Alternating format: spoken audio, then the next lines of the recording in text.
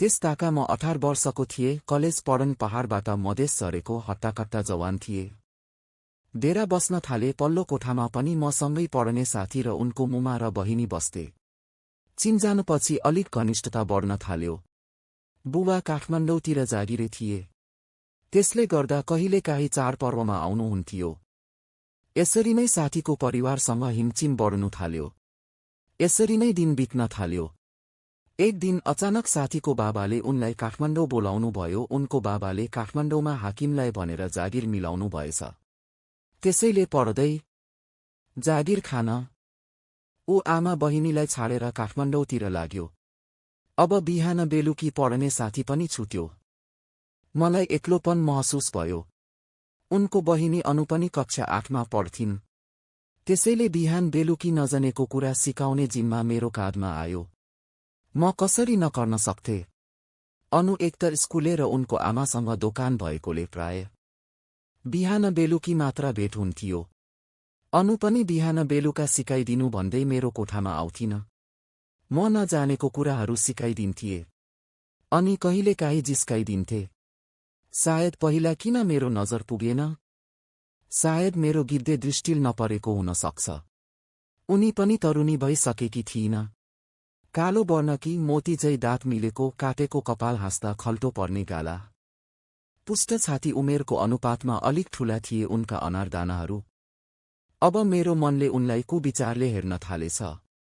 हरपल उनको प्रतीक्षा हुन थाल्यो। मेरो मनमा छटपट्टि बढ्न थाल्यो। उनीसँग हरपल साथ रहन चाहन्थे। शनिबारको दिन थियो। पानी अलि परिरहेको थियो। त्यो दिन घरमा हामी दुई प्राणी मात्र थियौं। आन्टी पनि दोकान जानु भएको थियो। एक्लो मौका पाएर म पनि उनको कोठामा पुगे, तर उनी त्यहाँ थिइन। अनि नभेटेपछि पिसाब फेर्न शौचालयतिर लागे। उनी त बाथरुममा पो नुहाउँदै गीत गुनगुनाउँदै रहेछिन्। शौचालय र बाथरुमको एउटै भित्ता भएकोले गर्दा दुलोडालीबाट नुहाएको देखिन्छ कि भनेर दुलो खोज्न थाले। दुलो कहीँ थिएन।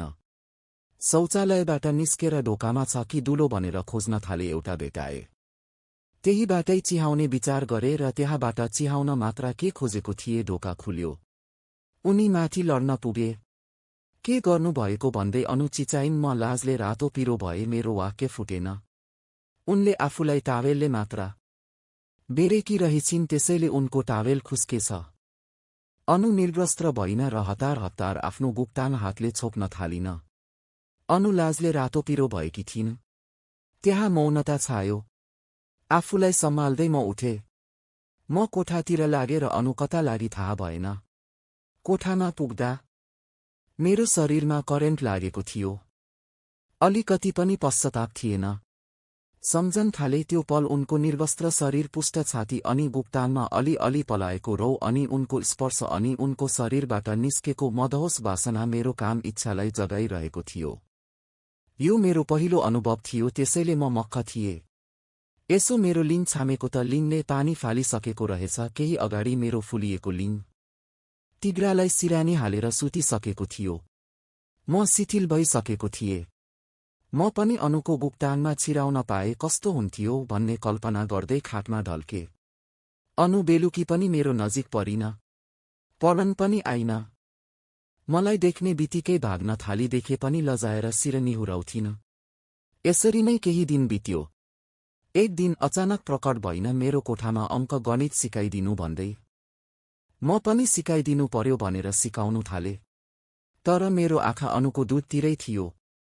म उनीबाट निस्किएको वासनामा हराउन थाले। जसँग भए दाइ खै सिकेको त? न निदाइ नै सपना देख्न थालेछु। सायद अनुले पनि अनुभव गरिन होला मेरो व्यथा। म पनि पुनः सिकाइदिने निहु गर्दै मेरो बुढाले उनको दुधमा स्पर्श गर्न थाले। उनी पनि थाहा नपाए झै गरिरहिन। मेरो तनमन आन्दोलित हुँदै गयो। उनी रातो पिरो हुँदै गइन। यो नै सायद उनको मौन स्वीकृति थियो या मेरो सोच। यो म एकिन गरेर भन्न सक्दिन। म उनलाई बिस्तारी सुमसुम्याउन थाले।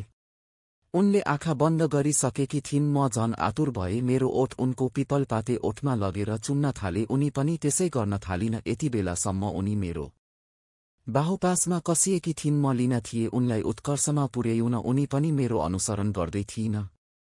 मैले बिस्तारै बिस्तारै उनको दुध सर्ट बाहिरैबाट मार्न थाले।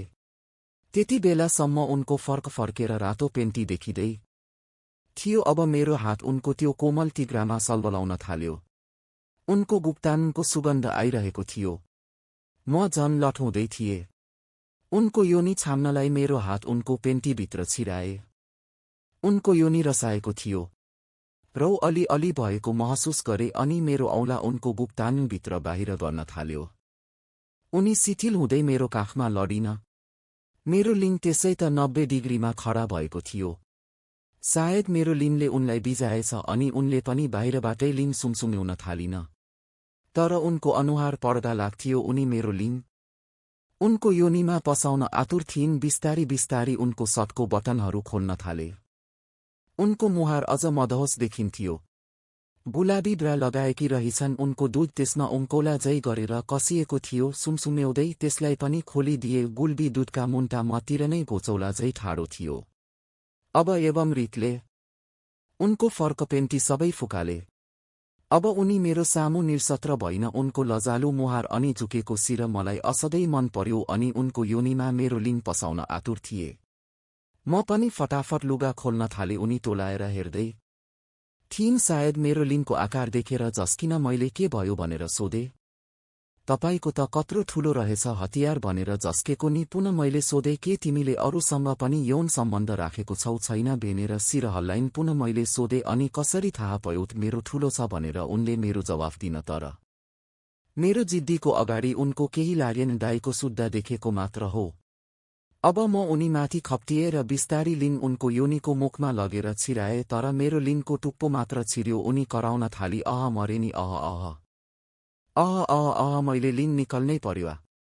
अनि मैले मेरो लिङमा थुक लगाएर पुनः उनको योनीमा लगेर रखे चुम्न थाले। उनको पिपल पाते ओठ यसो गदा उन म जोस आएछ अनि भन्न थाली बिस्तारी छिराउनुन्। अनि मैले बिस्तारी गर्दै मेरो लिङलाई जोरले धक्का दिए। उनी डल्लो परिन मरे नि मेरे दुख्यो भयो भन्न थाली। म कहाँ छड्नेवाल थिए। अझ जोरले धक्का दिन थाले। सायद उनको पनि पीडा कम भएछ केयर। उनी पनि मुनी बाट साथ दिन थाली। यस्तै 4-5 मिनेटपछि मेरो लिङबाट पानी निस्कियो। मेरो ठेलाइ कम हुँदै गयो। म उनीमाथि नै खप्टिएर उनलाई किस गर्दै उनको दुधको मुन्टो खेलाउन थाले। म जान्छु भन्दै मलाई उनले खाटमा झारी। उनी आत्ती खुन भन्दै यसो हेरेको त मेरो लिङको वरिपरि खुन लागेको रहेछ। झट्ट मेरो आँखा उनको योनीमा पुग्यो। त्यहाँ पनि खुनको टाटोहरू थियो। उनी लुगा सम्हाल्दै लागिन ढोका बहिर। तर हिराई अलिक फरक थियो।